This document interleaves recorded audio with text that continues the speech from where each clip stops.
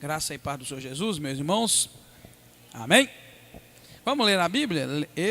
Levítico capítulo 8, nós vamos ler.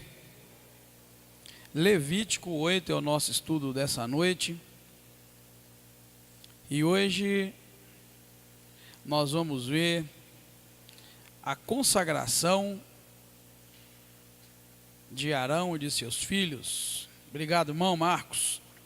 Disse o Senhor a Moisés: toma Arão e seus filhos, e as vestes e o azeite da unção, como também o novilho da oferta pelo pecado, e 2 carneiros, e o cesto dos pães sem fermento, e reúne toda a congregação à entrada da tenda da congregação. Fez, pois, Moisés como o Senhor lhe ordenara, e a comunidade se reuniu à entrada da tenda da congregação. Então disse Moisés à comunidade: isto é o que o Senhor ordenou que se fizesse. Então Moisés trouxe Arão e seus filhos e os lavou com água, e vestiu Arão com a túnica, e cingiu-o com o cinto, e pôs sobre ele o manto, também pôs sobre ele a estola sacerdotal, e a prendeu, cingindo-a com o cinturão. Depois colocou-lhe o peitoral, no qual pôs o urim e o tumim. Então pôs sobre a sua cabeça o turbante, e na parte da frente dele pôs a lâmina de ouro, a coroa sagrada, como o Senhor lhe ordenara. Então Moisés tomou o azeite da unção e ungiu o tabernáculo e tudo o que havia nele, e os consagrou.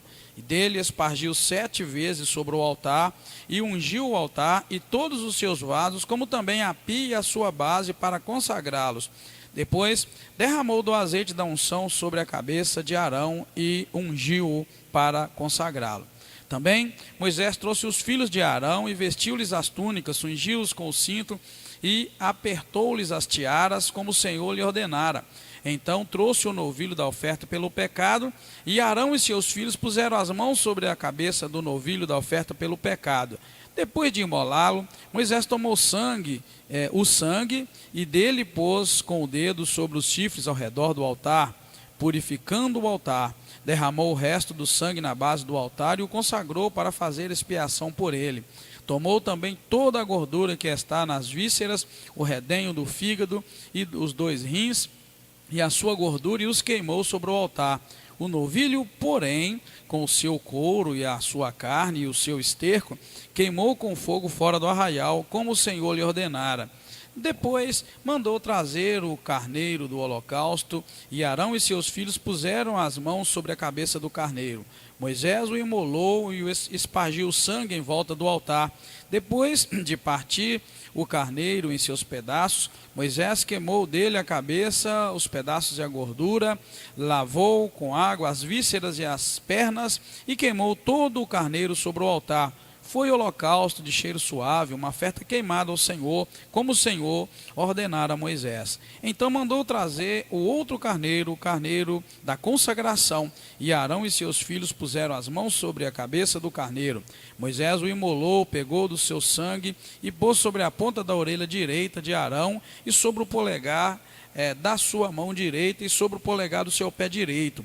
Moisés também trouxe os filhos de Arão e pôs daquele sangue sobre a ponta da orelha direita deles, e sobre o polegar da sua mão direita, e sobre o polegar do seu pé direito.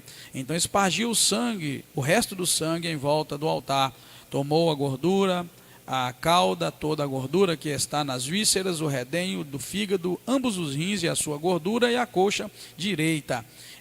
Então, do cesto dos pães sem fermento que estava diante do Senhor, pegou um bolo sem fermento e um bolo de pão azeitado e um pão fino, e os pôs sobre a gordura e sobre a coxa direita. Tudo isso pôs nas mãos de Arão e nas mãos de seus filhos, e o ofereceu por oferta movida perante o Senhor. Depois Moisés os tomou das mãos deles e os queimou no altar sobre o holocausto. Era uma oferta de consagração por cheiro suave, oferta queimada ao Senhor. Em seguida tomou Moisés o peito e o moveu por oferta movida perante o Senhor. Era a parte de Moisés do carneiro da consagração, como o Senhor lhe ordenara. Pegou também Moisés do azeite, da unção e do sangue que estava sobre o altar, e o espargiu sobre Arão e suas vestes, e sobre os seus filhos, e sobre as vestes de seus filhos. Assim consagrou a Arão e as suas vestes, e a seus filhos, e as vestes de seus filhos com ele. Então disse Moisés a Arão e a seus filhos: cozinhai a carne na entrada da tenda da congregação, e ali a comei com o pão que está no cesto da consagração, como ordenei, dizendo: Arão e seus filhos a comerão. O que sobrar da carne e do pão, porém, queimareis com fogo. Também da entrada da tenda da congregação não saireis durante 7 dias, até que se cumpram os dias da vossa consagração, pois por 7 dias ele vos consagrará. Como se fez no dia de hoje, assim o Senhor ordenou se fizesse em expiação por vós. Ficareis à entrada da tenda da congregação dia e noite durante 7 dias, e observareis as ordenanças do Senhor, para que não morrais, pois assim me foi ordenado. Assim, Arão e seus filhos fizeram todas as coisas que o Senhor lhes ordenou por meio de Moisés. Amém? Bem, queridos, uma pergunta. Do que nós acabamos de ler, vocês notaram que a consagração tinha um ritual, não tinha? Vocês viram? O que vocês mais acharam ali estranho nesse ritual? O que vocês acharam mais estranho? Hein? Vocês notaram que eles usaram dois o quê? Nem sei como é que eu chamo. 2 coisas? Tinha 2 componentes dentro do ritual de consagração. Quem se lembra deles 2? Hein? O óleo e o sangue. Vocês viram? Óleo e sangue. E não sei se vocês notaram também que os camaradas era lambuzada a roupa deles. Eles espirravam óleo e sangue, jogava óleo e sangue na roupa deles. Não é assim? Vocês viram isso? Não viram, irmãos? Amém? Bem, você deve ter lido em casa, é claro. Então vocês viram ali que no processo de consagração de Arão e dos filhos dele, havia ali um ritual que foi ordenado, é claro, por Deus. Tinha que jogar óleo, o azeite, tinha que jogar o sangue. Hoje em dia, irmãos, a igreja está voltando, algumas igrejas estão voltando alguns rituais do passado, e é pena que a gente não tem muito tempo para parar nisso, né? Para parar nesse assunto, senão a gente não corre dentro do texto. Mas tem muita igreja hoje voltando ao ritual do óleo, do sangue, eu espero que não, né? Mas do óleo. Tem gente lambuzando óleo para tudo quanto é lado, óleo aqui, óleo ali, como se isso fosse uma ordenança para o Novo Testamento, para a igreja de hoje. E a gente sabe que não há uma orientação na Bíblia Sagrada para isso. Hoje é muito comum chegar numa casa e as pessoas têm lá um vidrinho de óleo. Com aquele óleo, lambuza todo mundo. E eu vou fazer só uma pergunta boa também, principalmente para quem dá aula na escola bíblica dominical. Qual que é a orientação para usar óleo na Bíblia Sagrada nos dias de hoje? Hein? Aham. Exatamente. Vamos lá, a Alzida deu uma resposta dela, mas vamos lá então, dentro do assunto. Nós estamos falando de consagração e vocês viram aí óleo e...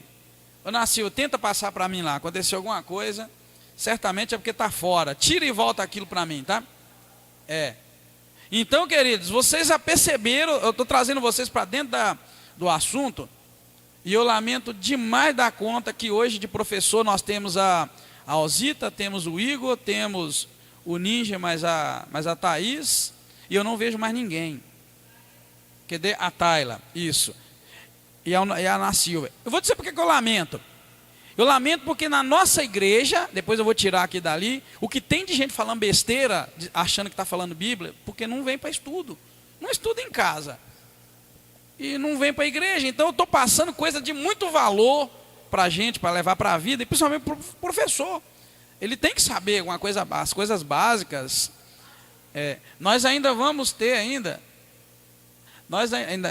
tá bom. Nós ainda vamos ter aquela avaliação de conteúdo bíblico para os professores. E eu tenho até dó, porque aí vai ser Bíblia. Aí não vai ser avaliação do aluno, né? Porque o aluno vai com a nossa cara e lá ele fala que a gente é bom. Agora ele não vai com a nossa cara e fala que é ruim. Agora eu quero ver que resposta você vai ter dentro da Bíblia. Então esse é um assunto bom para a gente trazer, já que estamos falando de consagração do sacerdote, dos filhos do sacerdote, Arão. E lá usou-se esses dois componentes, o sangue e o azeite era literalmente espargido, espirrado na roupa neles, né? Na ponta da orelha direita, na ponta do polegar da mão direita, na ponta do polegar do pé direito, e enfim, né? Óleo aqui, óleo no polegar, óleo lá, e jogado ainda na roupa, óleo e sangue.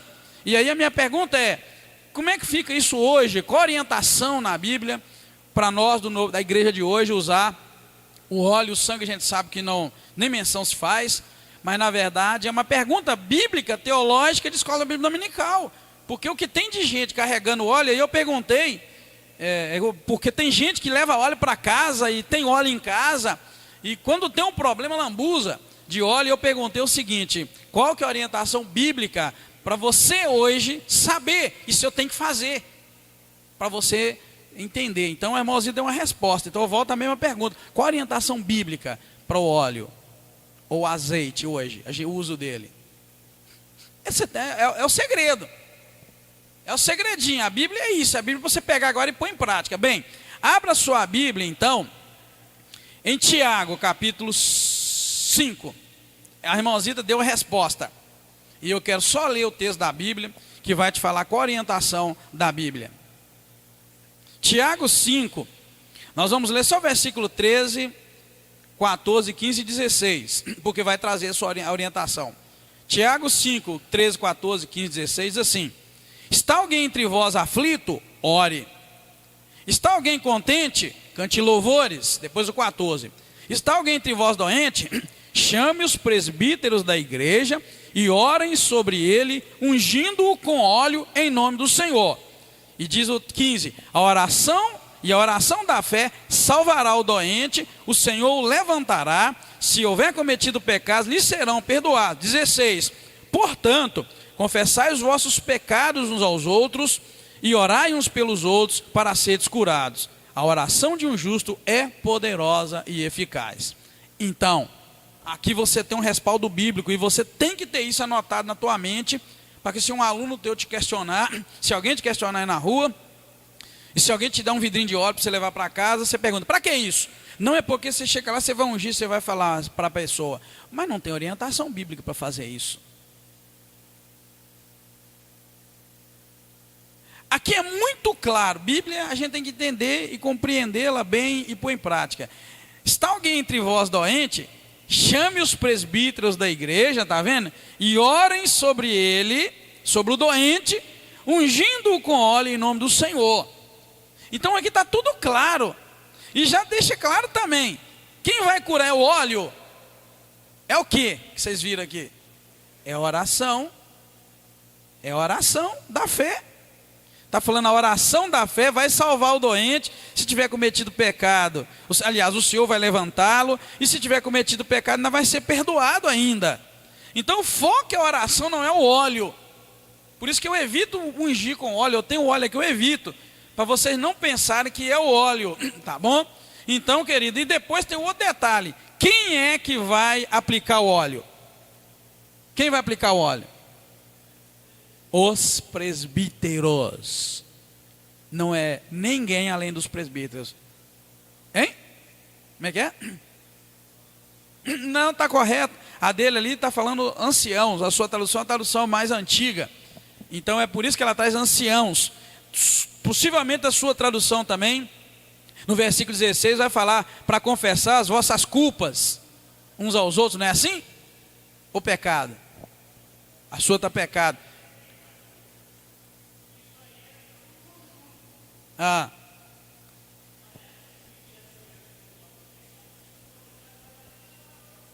É tudo muito bem ligado, uma coisa ligada à outra. Então, querido, a orientação de uso de azeite no Novo Testamento, ela limita-se a doente. Então, se chegar alguém para você e pedir para você ungir para qualquer outra coisa, você tem que chegar rasgado e falar, não funciona, só funciona para doença. Está alguém doente? Unja com óleo e vai e vai funcionar. Então hoje não existe a unção com óleo direcionada para se consagrar uma coisa, um objeto, algo e pingar óleo e muito menos o sangue. Tá bom? Então por que eu estou trazendo isso? Porque você vai encontrar isso em várias igrejas. Tem igreja batista, não funciona. Eu falei aqui numa quinta-feira que as pessoas desrespeitam muito a Bíblia por causa das ideias que as pessoas têm, ideologias que elas têm. Então elas desrespeitam a Bíblia e elas criam um tal de que eu posso, todo mundo pode, o outro pode, e não é assim. Deus direcionou dentro da Bíblia Sagrada. Então de nada vale ter um vidro de óleo em casa e você pensar que é para colocar. Existe alguém que deve aplicar e por uma razão, e você sabe qual que é. Doente, tá bom? Doente. Então eu estou te trazendo isso, é só porque é um caso corriqueiro, que você vai encontrar muito, e muitas pessoas acreditam que é assim que funciona, e não é assim que funciona. A Bíblia tem que ser seguida, se você quiser ter os resultados que a Bíblia te propõe. Eu vou repetir, se você quer colher os resultados que a Bíblia diz que pode colher, então você tem que fazer o que ela manda fazer também. Se você quer ser salvação, então descubra o que a Bíblia fala com relação à salvação, que você vai ser salvo. Romanos explica bem. Então você quer ter unção na tua vida, nós estamos falando de consagração, aí eu quero ter unção para pregar, descobre o que Deus diz que tem que ser feito, para que haja unção para pregar. Eu quero o dom de profecia, porque com ele eu posso abençoar a igreja, que glória, que coisa boa. Então descubra o que tem que ser feito, para que você receba esse dom, e para que esse dom funcione, porque a Bíblia só funciona se você fizer exatamente o que está mandando fazer. Se você fizer o que a palavra de Deus manda, de coração decidido, querido, infalivelmente a Bíblia vai se cumprir na tua vida. Mas você tem que saber, peraí, eu estou fazendo isso, a Bíblia me orienta a fazer assim. Então de nada adianta dar um passo na direção que nós quisermos e pensar que nós vamos colher os resultados. A gente funciona muito assim, a gente lê o resultado e quer tê-lo sem descobrir o caminho para chegar até lá. A gente sonha com sinais, prodígios, maravilha. A gente sonha com Deus resolvendo nossos problemas pessoais em casa, no trabalho, em todo lugar. Mas a gente não quer fazer o que a Bíblia manda fazer. E sem fazer o que a Bíblia manda, não tem resultado. Alguém diz que a Bíblia é um manual. E eu vou concordar em certa forma que a Bíblia é um manual. Siga o manual. Quem aqui já montou alguma coisa seguindo o manual, passo a passo? Lendo, já fez? Já montou? O que acontece se você lê antes? Geralmente eu dou uma lida antes, eu descubro as partes numeradas, 1, 2, 3, 4, é assim, e ponho tudo em ordem. E aí eu vou, se você seguir, a maioria dos manuais até hoje que eu fiz, 99% está certinho. Se você inventar de fazer algo diferente, às vezes não dá. Estados Unidos é muito comum você comprar móveis, um punhado de coisa, que você compra o móvel, ninguém vai lá montar para você. Você compra até o manual de montar, você segue as instruções, você monta direitinho. Então, querido, eu já tentei montar mais rápido um pouco, e montei, eu cheguei lá e falei, aquela peça agora não encaixa aqui, porque eu tinha que ter seguido a ordem que estava escrito. Então vamos encarar a Bíblia como manual, siga o manual, começa a anotar, passo a passo que Deus te dá, e faz aquilo de coração, e você vai ver, no tempo de Deus você vai receber aquilo que Deus promete na sua palavra. A Bíblia é um manual, e eu queria chamar a atenção para esse detalhe, e é uma boa pergunta para nós tratarmos ela mais na frente, sobre a questão do uso do óleo, do azeite pela igreja nos dias de hoje. Isso é disciplina básica, mas o irmão já notou. Está falando que a questão do óleo ela é direcionada ao ministro, ao ancião, ao presbítero. Agora a questão de, por exemplo, ele disse ali, o doente, a pessoa está doente, presbítero que vai fazer, o ancião da igreja, aquele é um preparado. Mas se tiver algum doente, Marcos diz, imporão a mão sobre os enfermos, é para quem crê. Está vendo, irmãos? A gente chama isso de ofício. A gente chama da unção com óleo, apresentar uma criança, celebrar um casamento religioso. A gente chama de ofícios que Deus reservou, que a igreja absorve para certas pessoas. Então um ofício, é só você respeitar. Vou trazer uma coisa mais séria ainda na questão do ofício. Eu quero chamar a atenção de todos os professores de escola bíblica dominical, todos aqueles que lideram um grupo e aqueles que um dia sonham em liderar. A questão de você obedecer ofícios na Bíblia, desde o Velho Testamento ao Novo, é uma coisa muito séria. Você não reconhece o poder de Deus, que Deus investiu em mim como pastor, e às vezes você me trata como se eu não fosse um pastor. Você não reconhece o poder que Deus investiu no seu líder, e às vezes trata aquela pessoa, menospreza. Vigia, porque nós estamos falando de coisa séria que se aplica ao Novo Testamento também. Tá? Veja bem, quando Deus investe poder e autoridade em alguém, é melhor você pôr a barba de molho com relação àquela pessoa, não importa qual área. Por isso que eu respeito o professor escola dominical, a Alzita, que é a diretora da escola. Um dia alguém chegou perto de mim: "Ô, pastor, mas o senhor pastor da igreja, o senhor pode resolver?" Eu falei: "Não, ela que resolve." Ela resolve, porque Deus investiu autoridade nela. Mas você está acima dela? Sim, dentro da hierarquia, mas Deus investiu autoridade nela. Eu tenho que respeitar a unção que Deus deu para ela na área. Por que eu quero dizer isso? Vou te trazer um texto, irmãos, que uma pessoa brincou com autoridade e ofício, e ele se danou. Vou te mostrar quem. Lembra lá no 1 Samuel, desculpa, 1 Samuel mesmo. Lembra do menininho, como é que ele surgiu como um ministro, Samuel? Desde novinho. Deus investiu autoridade naquele menininho. Quando aquele menino cresceu, e era um oficial de Deus, profeta, um sacerdote, fazia o trabalho de Deus, você sabe que ele foi mandado por Deus ungir Saul rei. Só que o rei não podia sacrificar o boi, o touro, o novilho, o carneiro, o cordeiro. Ele não podia sacrificar. Ele era o rei, o mandão, que Deus deu autoridade para ele, mas falou: "Você é só rei, você não é sacerdote, então você não oferece sacrifício, porque isso pertence ao sacerdote." Você sabe que o homem Saul, ungido rei, ungido por Deus, passou na frente do outro lá que estava abaixo dele, que era o sacerdote. E você sabe o fim. Deus foi taxativo. No momento em que ele não aguentou esperar o sacerdote vir e fazer o ofício dele, que era oferecer o sacrifício, e ele ofereceu o sacrifício, quando o profeta chegou, já desceu a sentença de Deus, que naquele mesmo momento Deus já havia escolhido um outro que ia substituí-lo. Sabe por quê? Só porque ele não obedeceu o ofício de sacerdote. Quem lembra dessa passagem aí? Levanta a mãozinha para eu ver. Então, eu quero te chamar a atenção para a realidade da Bíblia. Com Deus não se brinca. É ofício. É ofício, é ofício. Se Deus disse, é Ele que vai ungir com óleo, não é eu nem você. E hoje a gente vê uma falta generalizada, irmãos, porque as pessoas não respeitam a Bíblia, não respeitam o ofício de Deus. Tá? E eu quero até lançar um questionamento aqui que é bombástico, mas é a realidade da Bíblia. Eu tenho muita preocupação com as pastoras. A Bíblia não reservou para a mulher esse chamado ministerial. Não existe. Não adianta dizer que nós vivemos numa idade moderna, em que a mulher alcançou sua autonomia, e que a mulher... Não adianta, a Bíblia não vai mudar, a não ser que a gente mude a Bíblia. Pede alguém que vai fazer a próxima revisão na Bíblia do João Ferreira de Almeida, que é a nossa tradução que nós usamos, né? O Brasil usa. A não ser que chegue alguém, vamos mudar esse trem? Vamos mudar e vamos colocar que existe? Não existe, não vai existir, jamais vai existir. Você sabia que a maioria das pastoras vivem em depressão? Sim, a maioria. A maioria. Por que será? São boas, pregam bem, tem unção, Deus usa. Mas por quê? Não adianta você querer passar na frente de Deus e pegar para si um ofício que não existe e não vai existir.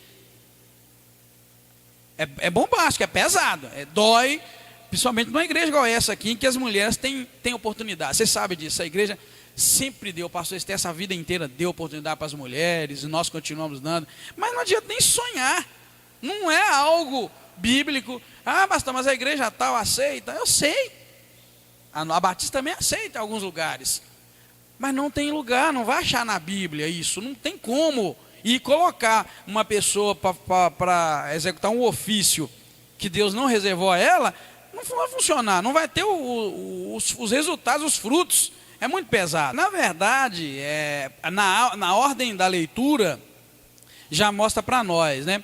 No tempo de Jesus, que Jesus falou isso, foi antes de Tiago, antes da igreja, vamos dizer assim, de Tiago. Então aí já explica para nós, Jesus estava construindo a base, Jesus construiu a base da igreja E nos 12, com os 12. Então, quando ele orientou, ele já estava orientando esses discípulos para fazerem isso. Por quê? Certamente eles seriam os presbíteros, anciãos, ou os pastores, como você usou bem, um dos significados da palavra. Então, na verdade, cai na mesma. Porque cai era Jesus antes da igreja de Tiago. Que Tiago aqui, a carta aqui já... essa carta que nós lemos em Tiago, você vê que são anos e anos e anos e anos e anos depois desse evento de Jesus. A Bíblia não contradiz, ela caminha numa linha. Então você vê, quando Jesus mandou, agora a única diferença que a gente tem que fazer, e clara, viu, irmão? É essa de que todos devem pôr as mãos sobre os enfermos e orar para eles serem curados, mas não todos devem ungir. Você vê que Jesus instruiu só os discípulos. Aquele discípulo estava andando com ele, estava indo, unge com óleo, expulsa os demônios. Está vendo? Era Cristo indicando um grupo pequeno. Não era um grupo, não era geral, não era igual. E esses sinais seguirão os que creem de Marcos 16. Olha bem, Marcos 16 esses sinais seguirão os que creem. Meu nome expulsarão demônios, né? Falarão novas línguas, e aí vai dizendo. E chega a dizer o que o irmão lembrou muito bem: imporão as mãos sobre os enfermos e eles serão curados. Aí não é ofício de ninguém especificamente. Não é ofício de pastor, não é ofício de diácono, não é de presbítero ou ancião. Esse é um ofício de todo aquele que crê, é um sinal. E o primeiro deles é expulsar demônio. Então, antes da gente querer a unção para impor as mãos sobre os enfermos e eles serem curados, a gente precisa ter uma experiênciazinha daquela de pôr capeta para correr. Você vê que a ordem de Marcos 16, ela é a ordem de necessidade. Esses sinais seguirão os que creem. Em meu nome, expulsarão demônio. Então, demônio não vai brincar com aquele que crê. Ele vai expulsar demônio. É a primeira experiência que a gente deve ter. Se você nunca teve, você precisa. É a primeira. Antes de qualquer coisa, aprenda a pôr capeta para correr. Porque lá está dizendo em Marcos 16, em meu nome expulsarão demônio. Não no teu nome, no nome do Senhor, vai pôr ele para correr. Então essa ordem é importante. Mas na verdade ali mostra que qualquer crente que crê, ele tem do Senhor o respaldo e a autoridade para pôr as mãos sobre os enfermos e eles serem curados.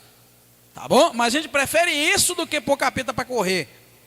Na verdade, a gente precisa aprender a pôr demônio para correr. Essa semana, eu e minha esposa fomos orientar uma família. Não sei nem que dia da semana que foi. Mas nós estávamos orientando uma família, como é que você põe o capeta para correr. Eu quero dar um estudo aqui, eu não sei por que eu não dei ainda, Deus sabe. Eu quero dar um estudo para vocês sim. É um curso que eu fiz, no meu curso de teologia, lá nos Estados Unidos. É como você evita tragédia, como evitar tragédia e viver uma vida melhor. Eu gostei demais dessa disciplina no curso de teologia que eu fiz, porque ela está baseada em Marcos 16, no primeiro sinal que seguirão os que creem, expulsarão o demônio. O demônio, o ladrão, ele vem para roubar, matar e destruir, ou seja, causar tragédia na tua vida. Ele veio para te destruir, para causar tragédia. E aí, esse curso fala como evitar tragédia. Ou seja, exatamente Marcos 16. Você tem que aprender a pôr capeta para correr. O tempo todo ele está tentando te destruir, te matar, te roubar, tirar a sua bênção, te desviar da vontade de Deus. E como é que você vai evitar essa tragédia? A Bíblia mostra. Só que a gente fala assim, se a gente fizesse lá um seminário, como evitar tragédia, ia encher de gente, não ia? Pensando que você ia dar para eles um amuleto, uma cruzinha, né? Ou essa cruz aqui, pode levar que é ungida. Eu ungia lá no monte, né? Pode levar. Eles iam pensar que você dá para eles um vidrinho de óleo, você lambuzar óleo para tudo quanto é lado. Mas na verdade não é exatamente isso. É te ensinar passos na Bíblia que você pode evitar tragédia. Lembra de alguma tragédia na Bíblia que aconteceu e poderia ter sido evitada? É só você olhar por lá. Poderia ter sido evitada. Como evitar tragédia? Já pensou? Acho que eu vou fazer esse estudo. O que vocês acham? A gente precisa aprender. Você pode evitar a tragédia. A Bíblia te ensina como, evita. Você já percebeu que tem gente que a tragédia acompanha eles? Já notou que tem gente que acompanha, a tragédia acompanha? Então eu pude ajudar um pouco uma família que o trem está feio para o lado deles. Então a gente estava mostrando, é assim, ó, vou te falar rapidinho, assim, assim, assim, assim. Mas tem que colocar em prática, a palavra é para ser colocada em prática, tá? Então vamos seguir, que nós agarramos, na verdade, na questão do óleo e do sangue, do azeite e do sangue, agarramos nessa questão do sangue, só para te deixar pensando aí, e ver até quando você pode ir lá e comprar um vidrinho de óleo e dizer que com ele você vai ungir, até quando tem respaldo bíblico. E eu repito, se você quer ter os resultados que a Bíblia propõe ou oferece, você tem que seguir os passos que a Bíblia propõe e oferece. Não passa por cima. Lembrando que o óleo está muito claro, é o presbítero ou ancião, não é para nós, não é para qualquer um, então nós vamos seguir. E depois, lá na frente, eu te mostrei que Saul, o rei Saul, não obedeceu o ofício que Deus havia dado para o sacerdote, e ele se deu muito mal, perdeu o seu reinado. Deus havia dado o reinado para Saul e Deus tirou, porque ele fez uma besteira tremenda por não obedecer o ofício. Então muita gente passa na frente de pastor. Eu disse um dia que uma das estratégias do diabo para derrubar você, é te fazer pensar que você faria melhor do que o teu pastor, o que ele faz. Ou então, uma das coisas que Deus usa para te derrubar é te deixar pensar que você faria melhor do que o teu líder, o que o líder faz. Jamais você faria melhor, porque Deus pôs essa pessoa lá, porque ela é melhor. E o diabo lança isso na cabeça das pessoas, as pessoas chegam. Eu falei para vocês, uma das coisas que mais derruba a pessoa, eu já ouvi isso, se eu tivesse no lugar de fulano, eu faria diferente. Isso é derrubar a si mesmo, você não faria nada diferente. Você tem uma função, a tua função é não querer fazer o que o outro faz, é fazer o que te é proposto fazer. Sabia? Esse negócio, se eu fosse o pastor, você não faria nada. Você não ia nem aguentar, você não aguenta um dia de pastor na sua vida, a menos que Deus te dê uma unção de pastor.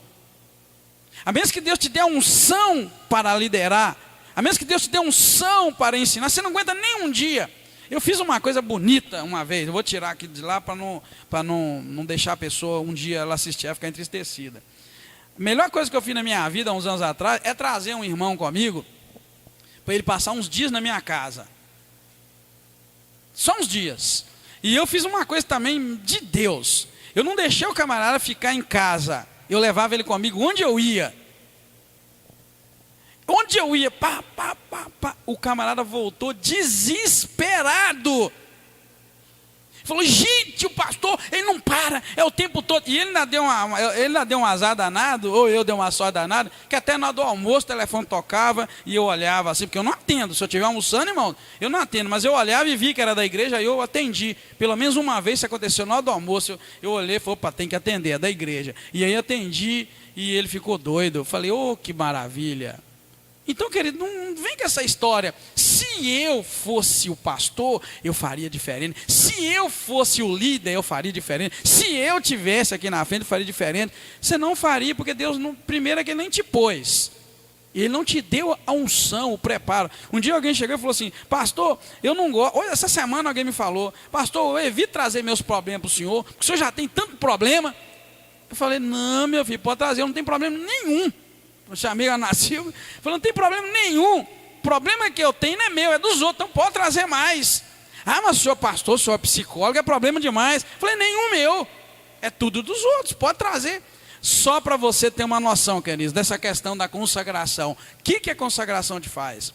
A consagração de Deus, no caso, ela te põe numa condição de autoridade. Tem gente que acha que a posição de autoridade é para humilhar o outro. Não, a posição de autoridade é para você aguentar o tranco naquilo que Deus te chamou.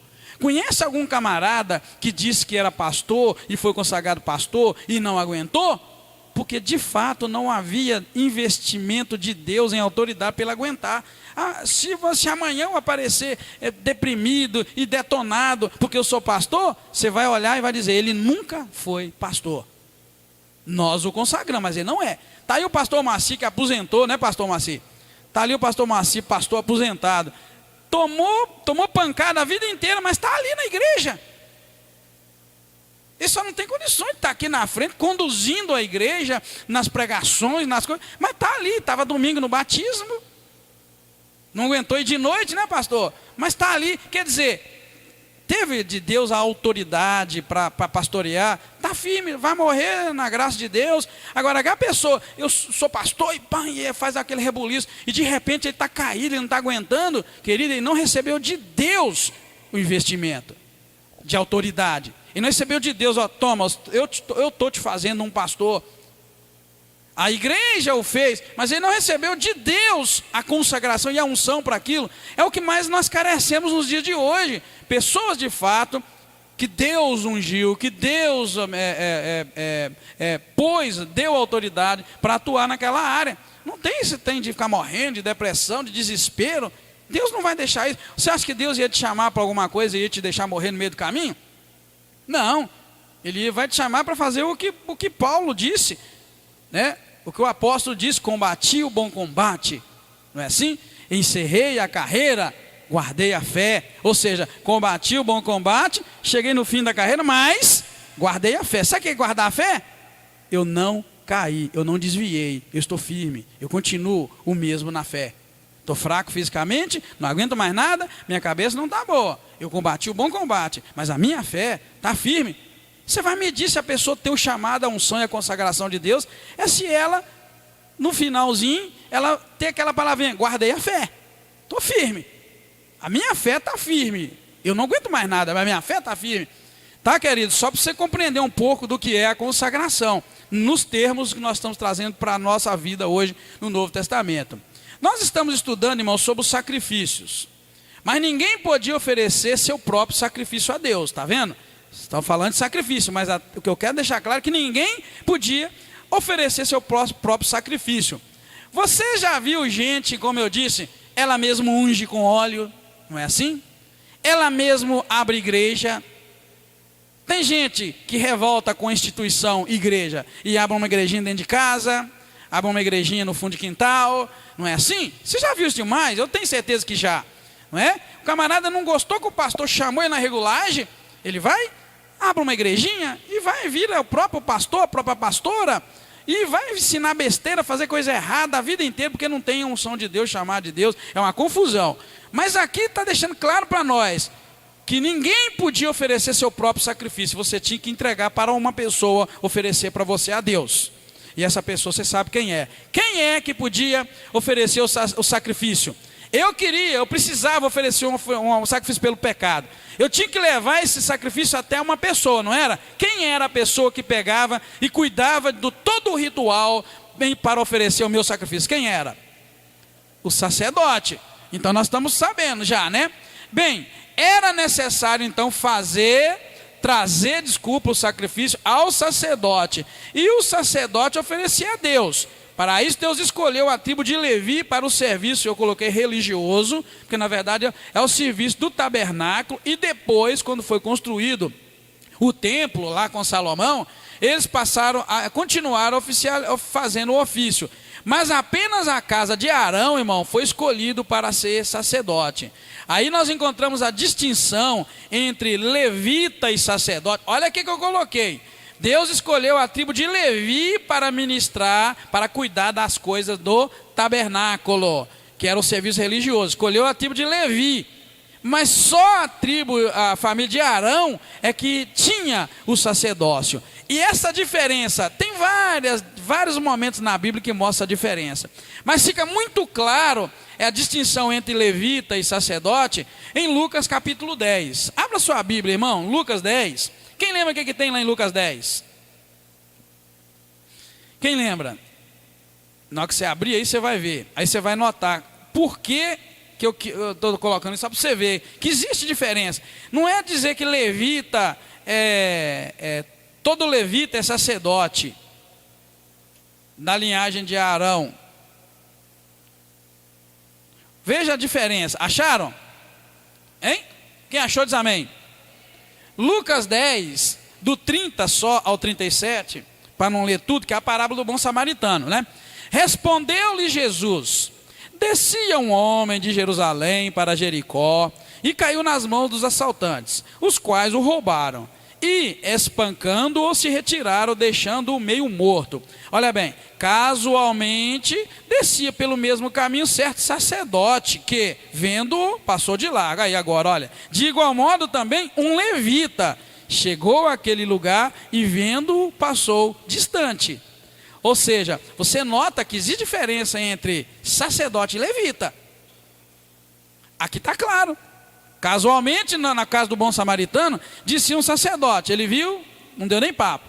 Depois, logo depois, em seguida, veio um levita. Sacerdote primeiro, depois um levita. Também não fez nada. E por fim veio o samaritano. Que eu diria que o samaritano não seria nem um sacerdote e nem um levita. Ele era um homem comum da comunidade. Mas dá para você perceber a diferença? Levanta, diga amém aí, quem percebeu. Existe a diferença entre sacerdote e levita. Deus escolheu a tribo de Levi, mas nem todos da tribo de Levi eram sacerdotes. Essa é o que nós queremos deixar claro para você. Então, querido, para de querer ser o teu próprio pastor. Ok? Para de querer ser o teu próprio pastor. Para de querer ser o teu próprio líder ou tua própria líder. Deus coloca pessoas em autoridade, para exercer autoridade sobre nossas vidas, e nós devemos respeitá-las, tá bom? Se você for um bom liderado, Deus vai te colocar como líder. Se você for uma boa ovelha, Deus vai te colocar como um bom pastor. Isso é regra. Bom pastor, boa ovelha. Todo bom pastor foi boa ovelha. Você sabia? Todo bom pastor foi boa ovelha. Foi submisso, obediente, não deu trabalho para o seu pastor, soube o que é ser uma ovelha. É assim que funciona, irmão. Não existe esse trem, não. Ah, mas eu conheço Ô, irmão, vou dizer uma coisa, depois eu vou tirar dali, porque eles pega duro. Eles precisam aprender a ser ovelha, nem ovelhas são. Por quê? Porque as igrejas que fizeram esse pastor, Deus não fez, não. Boa ovelha, meu querido, bom pastor. Deus não vai pegar bode e fazer dele ovelha, jamais. Sabia? Bom liderado, Deus vai te fazer um líder. Sabe aquele líder que está lá com o seu liderado, aquele liderado que está lá, não, estou do teu lado, eu estou para te apoiar, nós estamos juntos. Se o líder erra, olha, nós temos que estar errado, não vão nessa não. Se o líder vai dar uma bobeira, vamos lá falar com o nosso pastor, isso não está certo não. Boa ovelha, bom liderado, vai ser um bom pastor, vai ser um bom líder. É o caminho de Deus, então às vezes a gente passa na frente. Então presta atenção, que existe essa diferença e nós temos que obedecê-la.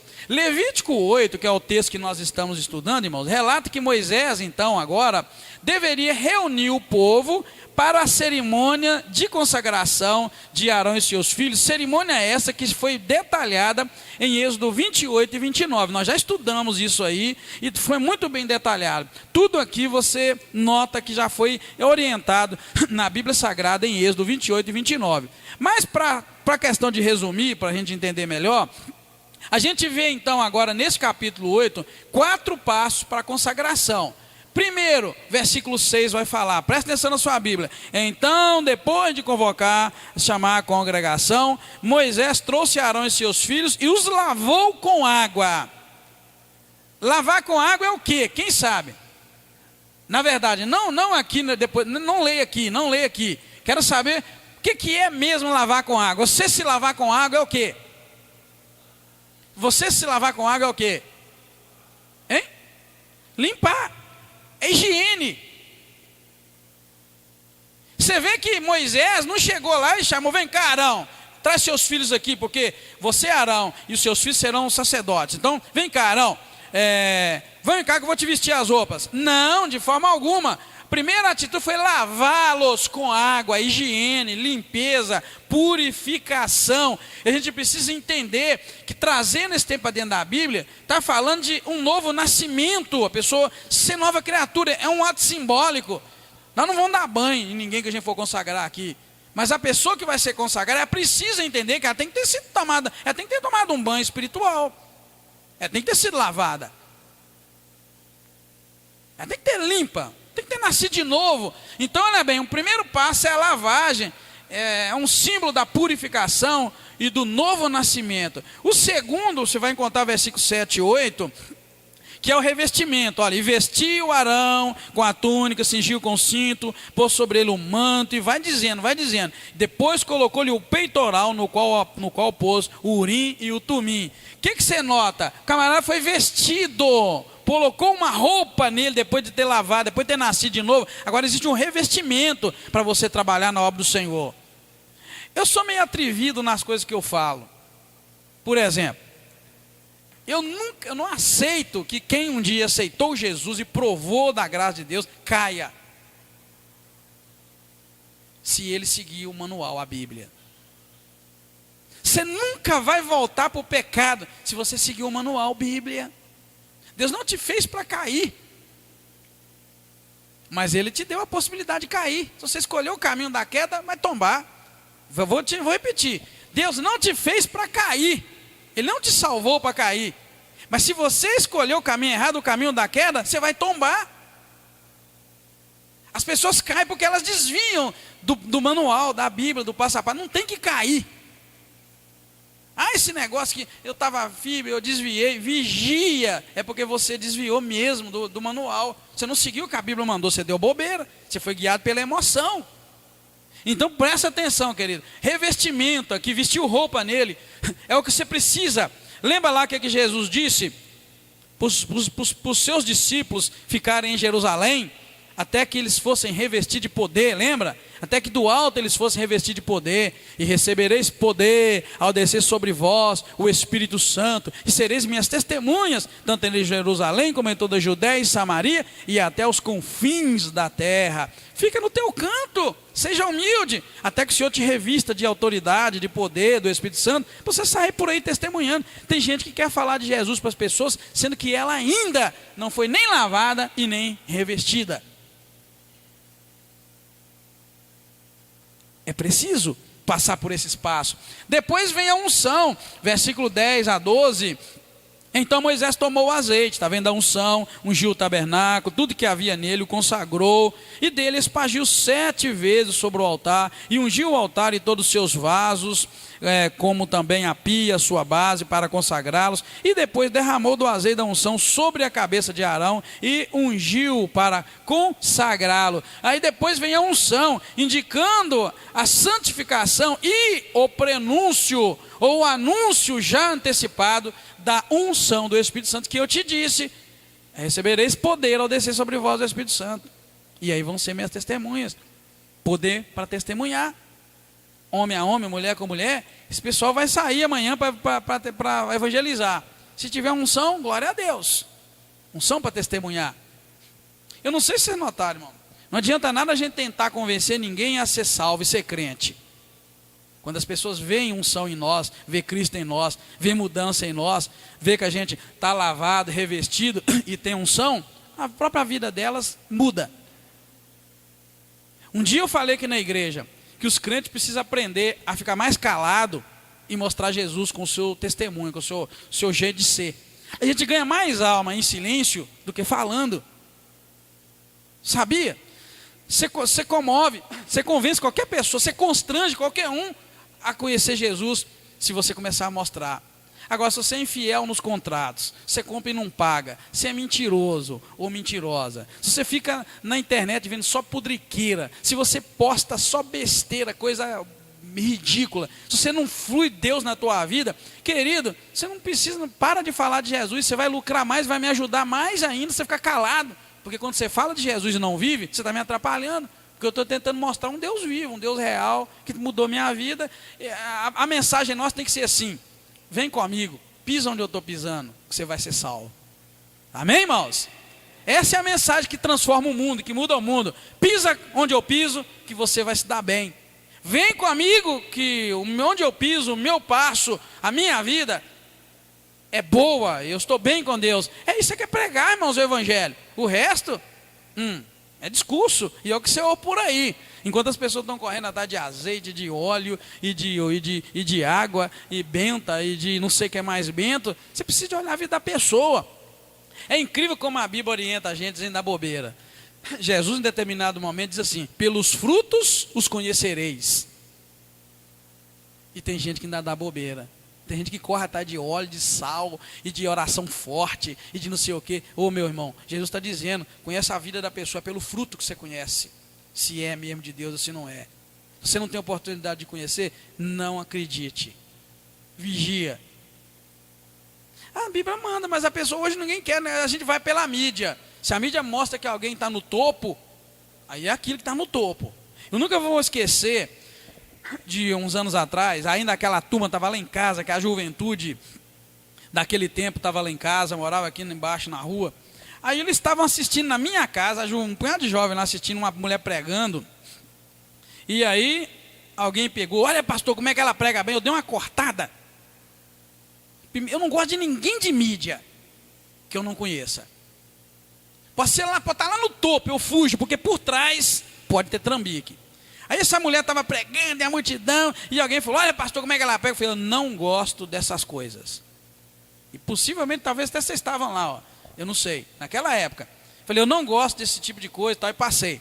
Gente, não demorou 2 meses, uma das irmãs chegou, pastor, o senhor ficou sabendo que aquela fulana largou o marido para morar com a mulher largou o marido dela para morar com a mulher? Eu falei, morde na língua, irmã.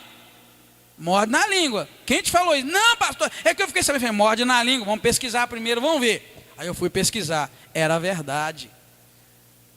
Aí depois eu falei, mas você lembra onde que você estava lá, na farra, e vocês falando que gostavam? O que eu disse? Pastor, o senhor falou meio que não gosta dessas coisas, desse tipo de pregação, e nem de pregador que o senhor não conhece. Falei, pois é, então eu estava certo naquela hora, e eu fiquei até chocado com o amigo meu, que eu dei uma cortada, uma tirada, como vocês dizem. Então, meu querido e minha querida, vigia.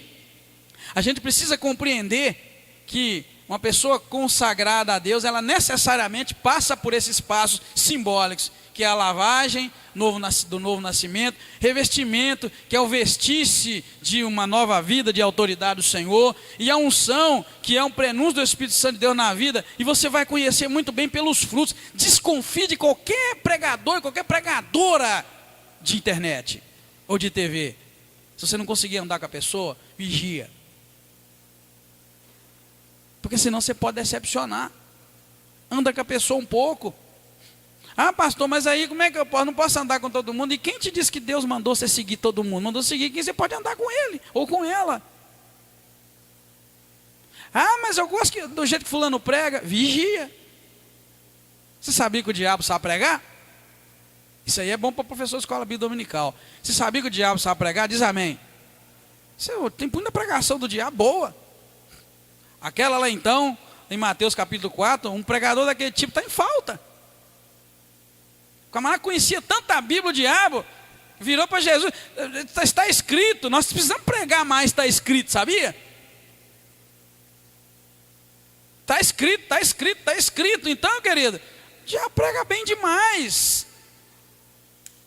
Ele prega tão bem que lá no Gênesis ele virou para Eva, veja bem, se você notar a queda do homem lá, não foi Eva que procurou o diabo é que procurou ela. Está muito melhor do que muito pregador de hoje, que nem procura pregar. Ele chegou perto de Eva, Eva, não foi isso que Deus disse? Ou seja, o bicho é tão crente, que ele até estava lá na igreja, no Éden, quando Deus falou com Eva. E tem crente que quando Deus fala com ele na igreja, ele nem está lá, ele está no WhatsApp, ele está sei lá em quê, ele nem está aqui. O diabo estava lá, escutou, não foi isso que Deus disse? Aí Eva deu bobeira, não, Deus disse isso. Não, porque na verdade, Eva, Deus falou isso com você, porque Ele sabe que no dia que você comer daquela, você vai ficar igual Ele. Aí cresceu a ideia de ser alguém, eu vou ser igual a Deus, então eu vou ser boa pregadora, eu vou ter autoridade, meu ministério vai ser poderoso igual o de Deus, vou ser igual a Deus. E aí que ela se danou com o marido dela, danou com o amigo, com você, danou com a raça humana. Então vigia, querido. Presta atenção no que é uma consagração nesse espaço. Por fim, além da lavagem e revestimento da unção, haveria várias ofertas que deveriam ser oferecidas. Oferta pelo pecado, pelo holocausto e a oferta da consagração, que você vai ver nos versículos 14, 18 e 22. Então você vê que dentro desses passos da consagração, você pode começar a olhar a tua própria vida. Mas eu tenho um sonho de trabalhar na igreja, na obra de Deus em tal área. Então vamos começar a pensar na tua consagração à obra do Senhor. Pensa na lavagem do novo. Pensa em ser uma nova criatura, nascer de novo, deixar de ser mundano e passar a ser crente. Depois, revista-se de uma nova vida, como nós vimos aqui, as vestes sagradas. Depois, procura a unção do Espírito Santo de Deus para operar naquela área. E depois, aprenda a necessidade de você oferecer a Deus algo que resolva a questão do teu pecado, a oferta voluntária, e depois a tua consagração ao Senhor, que é importante, tá bom? Guarda isso para a tua vida, que isso vai te valer um dia. Esses passos que nós encontramos na palavra de Deus, tá bom? Note bem, irmãos, que o sangue derramado sobre a orelha, o polegar da mão direita e o polegar do pé direito do sacerdote e de seus filhos, simbolizavam sua consagração completa para ouvir, para ensinar e para observar a palavra do Senhor. Orelha, tá vendo? Mão direita e pé direito. Orelha, polegar direito do pé e da mão. Presta atenção, isso é tudo simbolismo, mas na verdade simboliza a consagração completa para a pessoa ouvir, para a pessoa ensinar e para a pessoa observar a palavra do Senhor. Por isso, o detalhe da orelha, não foi no coração, não foi na cabeça, não foi na testa, foi em lugar nenhum. Foi a orelha e os polegares da mão direita e do pé direito. Isso do sacerdote e dos filhos dele.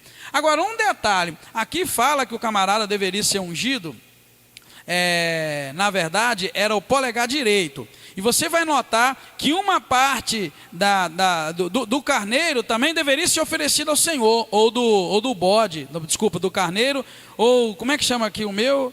O meu fala, não, o meu fala carneiro, o senhor fala o quê? Carneiro também? Ok. Então veja bem, que também a coxa direita, a perna direita deveria ser oferecida. Só que agora eu perdi o versículo aqui. Eu gosto da minha caneta para anotar. Hein? 26. Não. 26. Isso mesmo. Olha bem. Então, do cesto dos pães sem fermento, que está diante do Senhor, pegou um bolo sem fermento e um bolo de pão azeitado e um pão fino, e o pôs sobre a gordura e sobre a coxa direita. Está vendo? Um detalhe, perna direita, mão direita e a coxa direita do animal.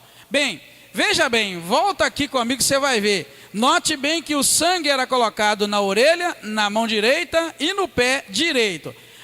Na perna direita, no caso, o pé.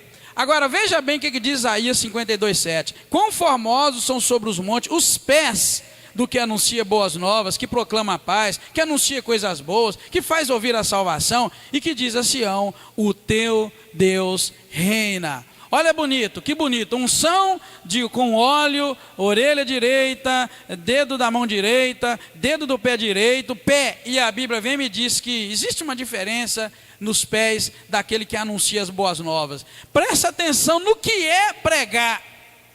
Pregar salvação é pregar coisas boas e boas novas, pregar a paz, anunciar coisas boas, tá vendo? E fazer ouvir a salvação. Tem gente que confunde pregação com detonação, ou sei lá, com fazer rir. Você notou que muita gente considera uma boa pregação que é a pregação que faz rir? Não, boa pregação é aquela que traz boa nova, coisa nova. Agora eu vou te perguntar, se o camarada tiver enterrado nas drogas, o que seria uma boa nova? O que seria uma boa notícia para a pessoa que está enterrada na droga? O que seria uma coisa boa que você anunciaria da parte de Deus para a pessoa que está enterrada na droga? Vai lá, vamos lá, pregadores e pregadoras. Qual notícia boa você daria para quem está enterrado na droga? Que Deus pode tirá-lo de lá. Deus um dia me disse, Edgar, subir no púlpito e dizer que quem está na droga vai morrer, vai para o inferno, quem está na posição vai morrer para o inferno, não está fazendo nenhum trabalho de Deus, não precisa, todo mundo que está lá sabe. Você tem que anunciar para ele um meio de sair de lá. Isso aqui é boa nova, não é assim? Isso aqui é boa notícia, tá bom? Bem, estamos lá quase no final.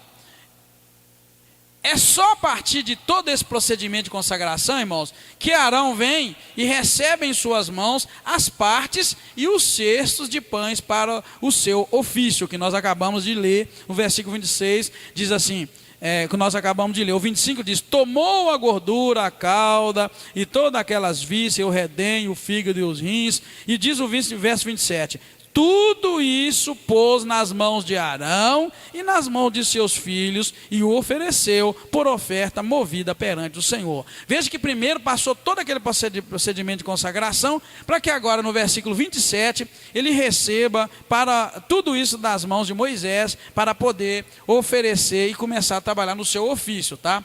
É notório que a obra dos sacerdotes requeria, irmãos, um preparo feito com disciplina e dedicação. Olha o versículo 35. Ficareis à entrada da tenda da congregação dia e noite durante 7 dias, e observareis as ordenanças do Senhor, para que não morrais, pois assim me foi ordenado. Você consegue entender o que é você ficar 7 dias na porta da tenda da congregação, sem poder sair de lá? Porque Deus tinha ordenado que esse era o período e o tempo que duraria o tempo da consagração deles.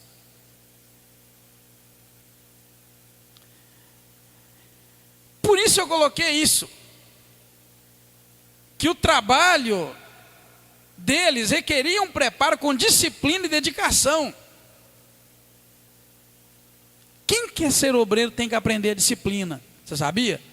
Quem quer ser obreiro tem que aprender a disciplina. Quem quer trabalhar na obra do Senhor tem que aprender a disciplina. E quem quiser ir para o céu tem que aprender a disciplina. Sabia? Você já tentou ler a Bíblia toda e não conseguiu? Faltou disciplina. No ano que você não leu a Bíblia toda, você almoçou e jantou, você comeu? Pois é. Falta disciplina, querido. O crente tem que ter disciplina. A gente precisa de disciplina. Essa geração precisa de disciplina. Hoje as pessoas estão entendendo que elas vão receber de Deus unção, mas não sei o quê, só com uma ida lá no monte. Disciplina, meu camarada. Tem que ler a Bíblia, tem que orar, tem que vigiar, tem que se espremer para mudar o caráter, para mudar de vida. Então, acompanha lá para mim, verso 35. Eu li, mas eu quero que você acompanhe. Olha o 35. Deus dizendo: ficareis à entrada da tenda da congregação dia e noite durante 7 dias, e observarei as ordenanças do Senhor, para que não morrais, pois assim me foi ordenado. Sabe o que é? Esse era no tempo da consagração. 7 dias, dia e noite. Então quer dizer, se são 7 dias, dia e noite, você está de cara aqui, o camarada não podia sair de lá para dormir, não. Se ele dormia, não me pergunta. Seria a mesma coisa que perguntar: os 40 dias que Moisés passou no monte orando e jejuando, pastor, será que ele dormiu? Não tem como. A Bíblia fala que jejuou. Jejuar é não comer, não beber, mas dormir não tem indicação. A mesma coisa você me perguntar: mas pastor, será que para ser consagrado ele tinha que ficar 7 dias e 7 noites lá? Será que ele dormia? Não tem relato da Bíblia, mas eu duvido que você esteja disposto a pagar um preço como este para a tua consagração. A gente marca um jejum e tem gente que não aguenta. Dia 15 tem mais jejum, a gente não aguenta. 15 de novembro. Não aguenta. Por isso que eu te pergunto sobre consagração, como é que está? Essa é a questão. Havia condições, irmãos, para se alojarem dentro do tabernáculo, para que eles pudessem servir melhor ao Senhor. Isso aí, esse texto aqui de 1 Samuel 3, 1, 9, vai deixar claro para você.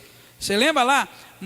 O sacerdote estava dormindo e o menininho Samuel estava lá. Eles dormiam no